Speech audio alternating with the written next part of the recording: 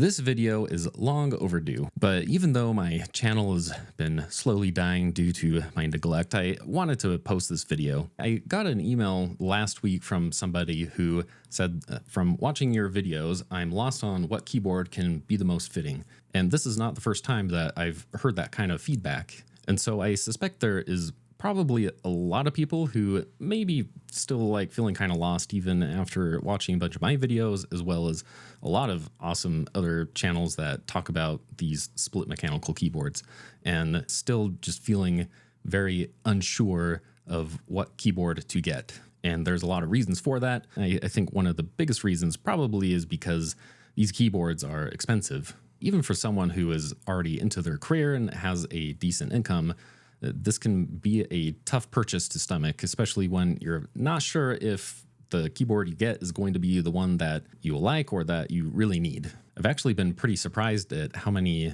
emails or messages I've seen from college students, young people who are really struggling with RSI. So it's not just an affliction for us older people. I'm not like super old, but I'm definitely in the stage of life where if I don't take care of my body, then I'm really feeling it. So if you're in that camp where you're struggling with RSI, there is one cheap alternative that you could try first. Before going and spending upwards of $500 to $600 or $700 on a split mechanical keyboard, then something you could try first is to just get a lighter key switch. This does come with the caveat that you already have a mechanical keyboard with hot swappable key switches. But even if you don't already have a hot swappable mechanical keyboard, then you could pick one up for a lot cheaper than some of these split mechanical keyboards. Since switching to mechanical keyboards, I found that one of the most, if not the most important factor for me anyway, that has helped with my RSI is having a key switch with a light actuation force. So when I first picked up the Voyager, it shipped with the linear red key switches, which I believe has an actuation force of, I want to say like 50 or 55 centinewtons or gram forces or whatever it is. They're basically the same thing. And I quickly switched to the Linear Red Pros, and that made a huge difference in how quickly I got tired from typing on this keyboard. Because who would have thought that heavier key switches can tire you out faster? And I know I'm not alone in this. This is true for a lot of people. Anyway, I first discovered this when I got the Moonlander. And when I got the Moonlander, I picked the Cherry Browns, which have about the same actuation force as the Linear Reds, which is, I think, 55 gram forces. But it wasn't long until I started looking at other key switches, because even though the Cherry MX key switches have been or were the gold standard, it seemed like, for a while, and if not the standard, they were definitely the most popular for quite a while,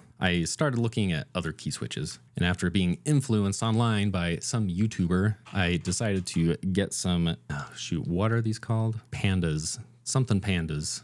I don't even remember, but it doesn't matter. But these have actuation force of, I want to say it's like 60 or 65. And as soon as I put these on, within a day, my arms were completely toast. And that was the first time that I realized how big of a difference just small amounts of actuation force can make on your typing experience, especially if you are typing every day at your job like I do as a software engineer.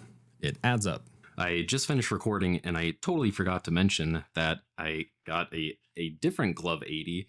And no, I am not rich, and I did not buy this with my own money. Mo Ergo was very generous to send this keyboard out to me. They're not sponsoring this. They didn't ask me to make a video or anything. I'm doing this just because I want to, I guess. And like I said, this isn't sponsored. This is just me saying that if you are planning on getting a Glove 80, the Cherry Blossom key switches, they feel really nice. They're a lot smoother than the Linear Red Pros. The Linear Red Pros were a lot more, I don't know, like clicky. Not clicky. They're not clicky. You would think I would know this terminology better, being someone who reviews keyboards and that kind of stuff. But yeah, no, I'm actually just another fraud out on the internet. But I do like split keyboards.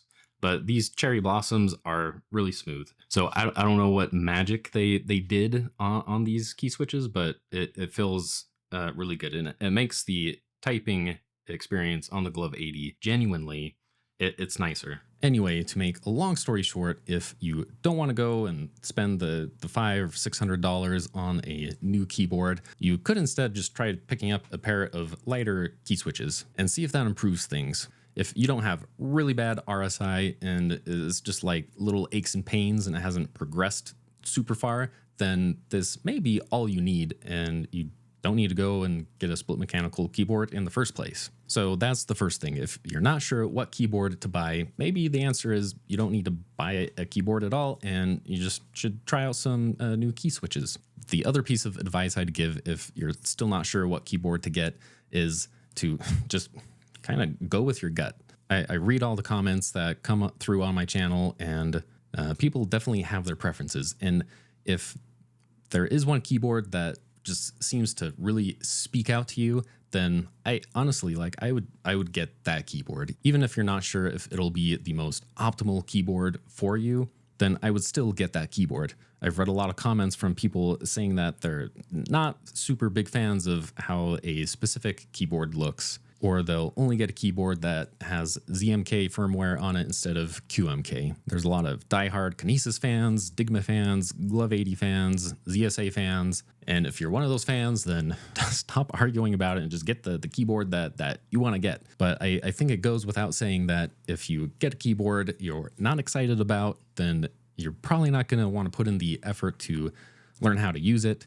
And it's just going to be a waste of money for you. So I guess that was the second point, is get the keyboard that speaks to you. If you're excited about it, you're going to want to learn to use it and you'll have a much better experience. And the last but certainly not least piece of advice that I will leave in this video has to do with keyboards with the curved keywells. A friend and previous coworker of mine reached out to me asking for advice on what keyboard to get. And in our conversation, it came up that he thought the keyboards that have the curved keywells, like the Advantage 360, the Advantage series keyboards, or the Glove 80, the keyboards with the curved keywells, he thought they were kind of gimmicky. And I guess while I can like see that, because they are very unusual keyboards, if this is something that is making you hesitant to pick up a Glove 80 or a Kinesis Advantage keyboard, then let me be as clear as I possibly can. These keyboards are not a gimmick. They are legit. They are legitimately very, very comfortable keyboards. I use this keyboard every day, all day long, pretty much. I do a lot of typing, and this keyboard is very, very comfortable. So yes, it may look weird. It's definitely different, but it's not a gimmick. It's legit. So if that is something that is holding you back from these keyboards, the concave keywell keyboards, then be free. Let that not be something that holds you back or it makes you feel hesitant about getting a keyboard like this.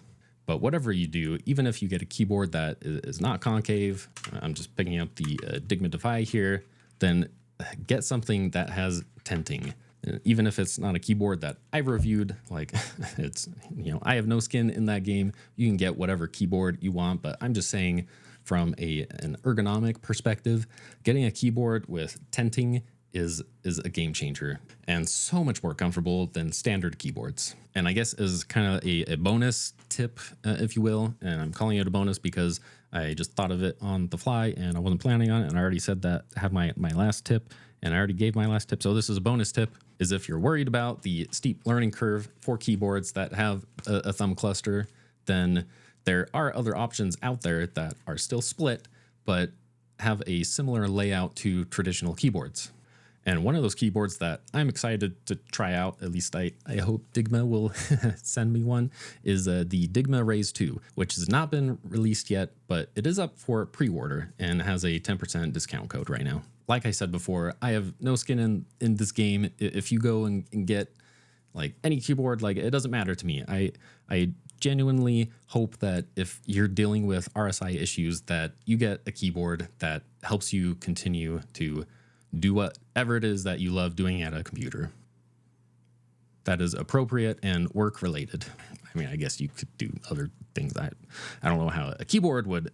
Okay, yeah, not gonna go there. But the Digma Raise 2 is a keyboard that has a very similar layout to a traditional keyboard, but you can split it apart.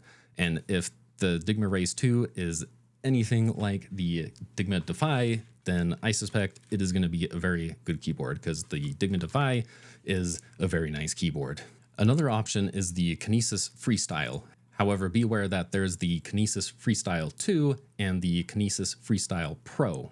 And since you're on my channel, I am going to highly recommend that if this keyboard does interest you, that you get the Freestyle Pro, because it is programmable and the Freestyle 2 is not.